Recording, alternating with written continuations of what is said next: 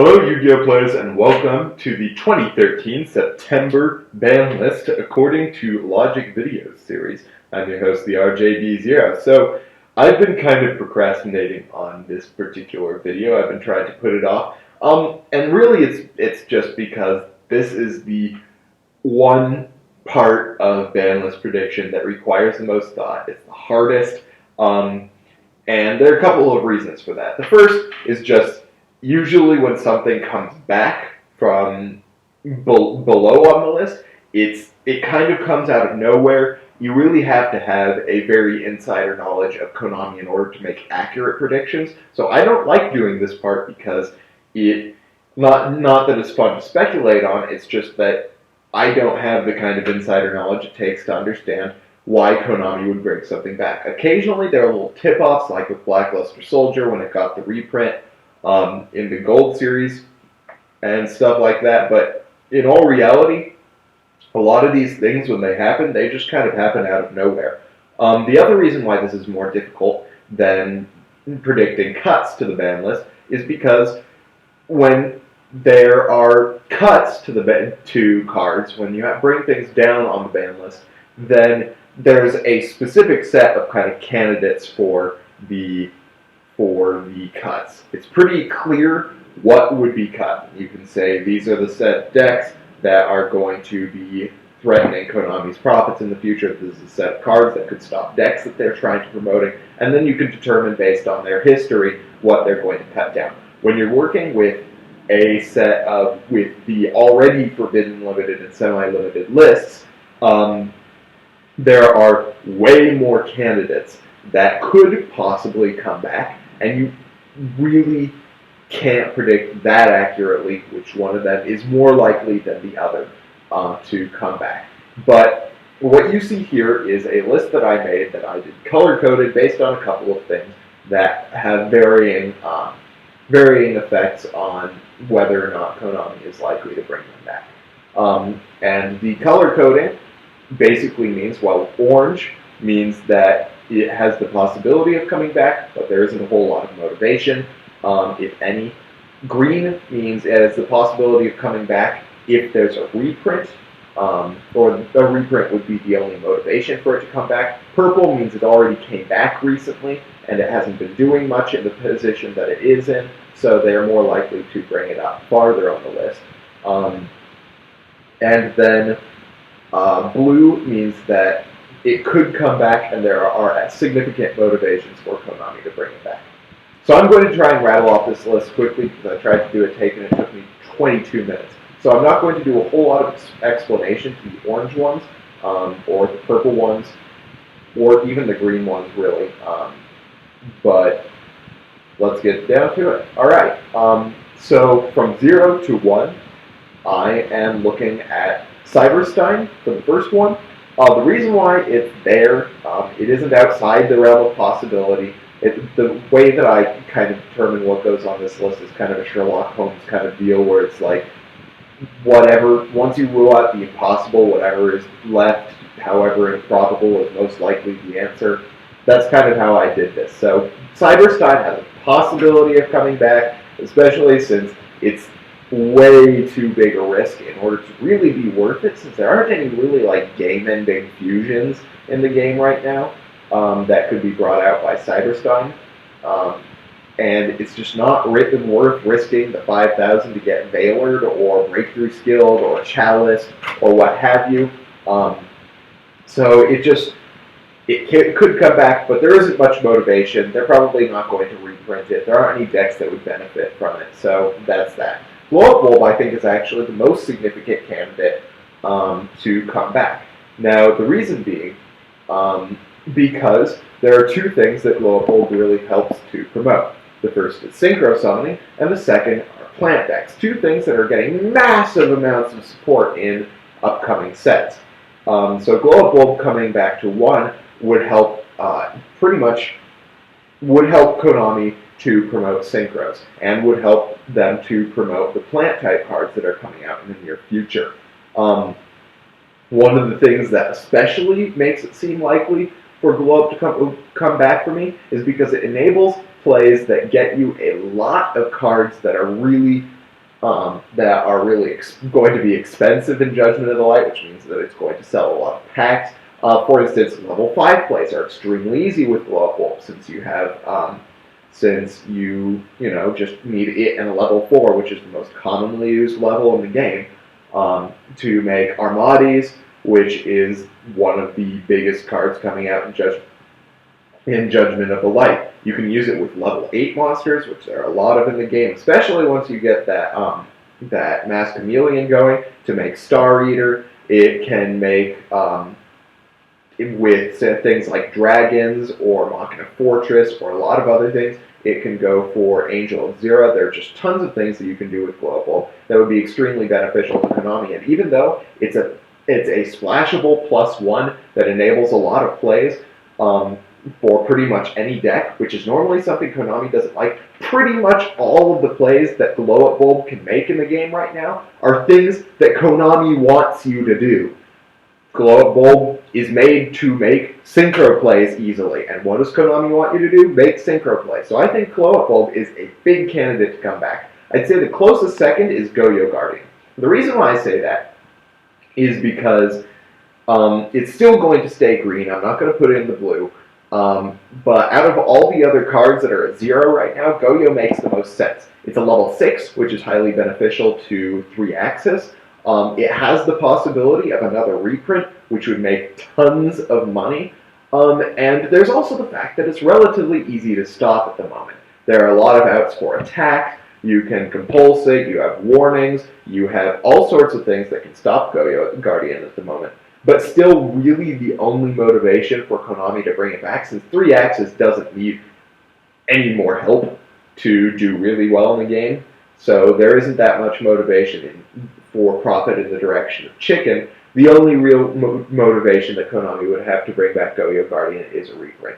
Magician of Faith, it could come back. It probably won't, though. There isn't a whole lot of motivation. And Trishula is another one of those cards that is like Go-Yo. It wouldn't do as much in the game right now as Go-Yo would. It would promote use of more tuners and synchros, but really, once again, the only motivation that could possibly come up with Trish is a reprint, which would make tons of money, don't get me wrong, but it wouldn't help the game for Konami enough to probably be worth it unless they have a big set reprint for it.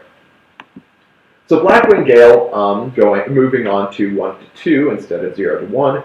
Blackwing Gale, of the Blackwing cards that could come back, this is the most likely. I think Black Whirlwind wouldn't be beneficial to Konami in the slightest, since it wouldn't promote any synchro plays. Blackwing Gale's a tuner, and Blackwings aren't as good, even with the double Whirlwind, if they don't have the second Gale. So I think if they bring back a Blackwing card, which I don't think is highly likely, they're going to bring back Gale. Formula is an interesting idea. I'm not going to spend too much time talking about it, but it does make for some interesting synchro plays, especially involving something like Blow Up Bulb and Scapegoat. It really helps out a lot. And it has very little reason now that there aren't so many OTK loopy abilities going on to stay at 1. It's better than a Librarian coming back to 2. I think Librarian to 2 would be dumb. But I just don't think that there is an extreme amount of motivation to bring back Formula, but it is within the realm of possibility. Bestiari is another one of those cards that I think it's just kind of, it's on the pity list. Its deck is really falling behind right now. It wouldn't bring Gladiator Beasts back at all. It doesn't have any motivation for Konami to bring it back, but like Light Swarms are something that Konami likes to bring stuff back for. They still aren't doing anything, so Gladiator Beasts might as well get Bestiari back, and sometimes Konami makes pity plays when it comes to the ban list. I think that Bestiari would be a candidate for that. Lone Fire Blossom, I think, is the most likely possibility to come back to 2. Once again, it promotes plant plays, it promotes synchro plays, and there are lots of things that could benefit involving decks that are coming out in the near future. So I think Lone Fire Blossom is the biggest candidate to come back to 2, besides Mizuki. Mizuki is probably the other biggest candidate to come back to 2 because of its synergy with zombie-type monsters that are coming out in the near future, the vampires. Also, the fact that it helps make those zombie synchro or zombie Xyz decks even better than they were before. With Go Gigas, Ghost, and Giant in the game, Go zombies would benefit a ton from Mizuki and would make for a lot of rank 4 plays that they could make, especially with Mass Chameleon that can bring back Zombie Master and Synchro for 8. There are a lot of good things that can happen with Mizuki that would benefit Konami, and it wouldn't break the game, and that's the important deal. Then we've got Plague Spreader, which I think it's like Mizuki in that it benefits zombies. It's a tuner, which is helpful to the Synchro deal, but it really isn't as good as Konami would need it to be in order to have motivation to bring it back to 2. And it doesn't have the pity play kind of thing going on either. TG Striker is another good candidate to come back to 2. It doesn't have a whole lot of reason for being at 1 right now, especially since there's so many more broken things that Konami could be worried about than TG agents. A TEG engine could actually benefit quite a few of the decks that Konami is coming out with in the near future. It's a tuner, which is helpful. It enables a lot of plays, especially, once again, level 5 plays, which are a big thing that Konami likes right now. So TG Striker is a good candidate to come back to 2. It's a tuner. It doesn't break the game. There are just good things that can happen with TG Striker. Book of Moon also has a lot of benefit to coming back to 2. It doesn't hurt, while it has some kind of it has some repercussions to decks that Konami is trying to promote. For instance, it can stop 3-axis synchro plays. It doesn't stop them enough in order to make it that much of a threat, and it actually has more benefit to some other decks. For instance, Ghost Tricks, which rely on having monsters be flipped face down. It also stops a lot of rogue decks more than it stops the decks that Konami is going to try to promote. Things like Six Samurai and Infernities are hurt a lot by Book of Moon. So Book of Moon is definitely a significant possibility to come back. It wouldn't be a game breaker, and it has some benefits for decks that Konami will be trying to promote. Dark Hole I kind of put on here for a joke because it didn't do much this format, and I don't think it would do a whole lot at 2. But really, I don't think Konami would just kind of bring Dark Hole back to 2. Just a spell card field clearer wouldn't benefit them at all and could actually possibly hurt them. Foolish, kind of the same thing. Monster Gate, there isn't much motivation, but it doesn't do a whole lot right now. 1 for 1 is an interesting choice because there are a lot of level 1 plays that could be made that could benefit Konami right now. If they brought back Blow Up Bulb and gave it a reprint, 1 for 1 could probably help them make quite a bit of money. And it just isn't as good as it used to be. It doesn't enable OTKs as much as it used to. It can help Infernities a little more than Konami probably wants it to.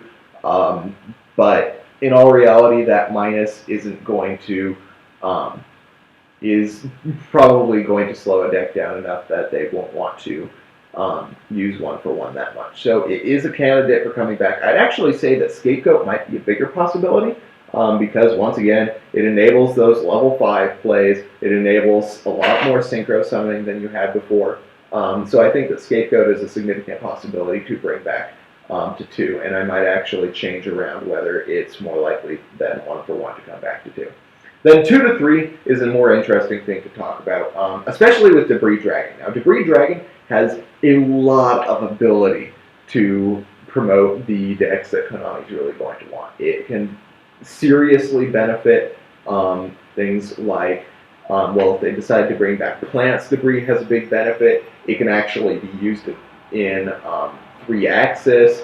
It has the ability to splash with if they wanted to continue working with Dragon Rulers a little bit, they wanted to, because it can bring back lightning. There are good things that Debris can do for Konami. My question for it is do they think that it's worth the extreme amount of power that Debris can bring into the game for some decks? Because Debris is a really powerful card. It's often forgotten by people, but if you really think about it, the sheer number of targets that are in the game, things like Card Trooper, Lightning, etc., that would be very good targets for Debris.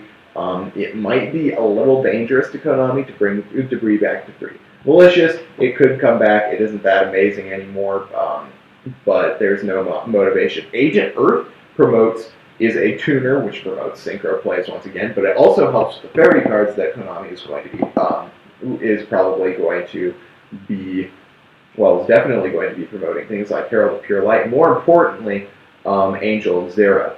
Agent Earth allows those agent decks to do a lot more plays. It makes up for the loss of Sangan, which was really devastating to Chaos Agents. Agent Earth it gives consistency to a deck that would have a lot of benefits to Konami. It isn't breaking the game at 2. It won't break the game at 3. It isn't in danger of making TG Agents tier 0 in Japan again.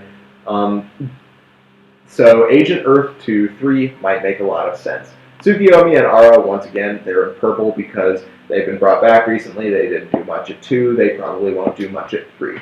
Hieratic Seal of Convocation actually has some benefits for vampires, since playing Tefnuit, tributing it for a vampire shadow, bringing out 2 monsters from the deck and seizing with them. They're just good plays that you can make with Hieratic Seal of Convocation right now. And it was semi-limited to prevent a loop that isn't that good right now. It's already crippled enough by Gust Kraken being at 1 and by One Day of Peace being at 1. So I think Hieratic Seal has some motivation to come back. It doesn't have a whole lot, but it's also just kind of there. Magical, Stone Excavation, and Reasoning. Reasoning could be purple, I suppose. But really, there isn't much motivation to bring back either of those two, but there isn't a whole lot of motivation against it. They aren't that good right now. And then Mirror Force is at 2. It didn't do much at 2. It probably wouldn't do a whole lot at 3.